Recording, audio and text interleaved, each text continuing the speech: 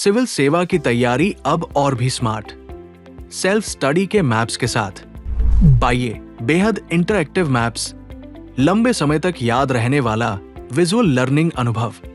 चाहे पर्यावरण और पारिस्थितिकी में भारत के संरक्षित क्षेत्र जैसे बाघ अभयारण्य और नेशनल पार्क हो, इतिहास में साम्राज्य और उनके राजा हों, या भारत के अंतर्राष्ट्रीय संबंध, या विषय विशेष मासिक करंट अफेयर्स और भूआकृतिक विशेषताएं, सब कुछ आता है जिंदा इंटरैक्टिव मैप्स के साथ।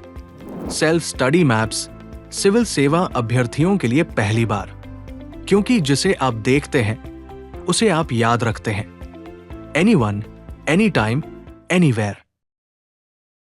बुल्गारिया ने जनवरी 2026 में आधिकारिक रूप से यूरो मुद्रा को अपना लिया है। यूरोपीय संघ में शामिल होने के लगभग 2 दशक बाद बुल्गारिया अब यूरोजोन का 21वां सदस्य बन गया है, जो यूरोप की वित्तीय एकीकरण प्रक्रिया में एक बड़ा कदम है। इसकी नींव maastricht संधि 1992 से पड़ी थी, जिसने यूरोपीय संघ की स्थापना की और आर्थिक व मौद्रिक संघ की दिशा तय की।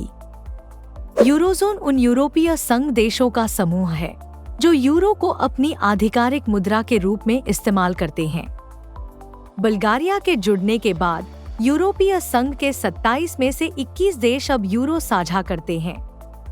कुछ गैर-ईयू सूक्ष्म देश समझौते के तहत यूरो का उपयोग करते हैं और कोसोवो तथा मोंटेनेग्रो इसे अपने स्तर पर अपनाए हुए हैं।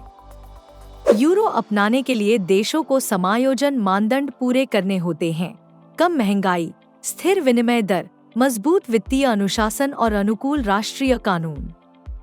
और डेनमार्क यूरोपीय संघ का सदस्य होते हुए भी यूरो अपनाने से औपचारिक रूप से बाहर रहने का विकल्प रखता है।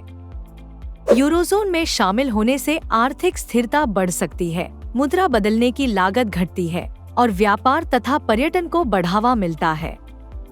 इसके साथ बुल्गारिया को यूरोपीय केंद्रीय बैंक में प्रतिनिधित्व भी मिलेगा, जिससे ईयू की मौद्रिक नीति में उसकी भूमिका मजबूत होगी।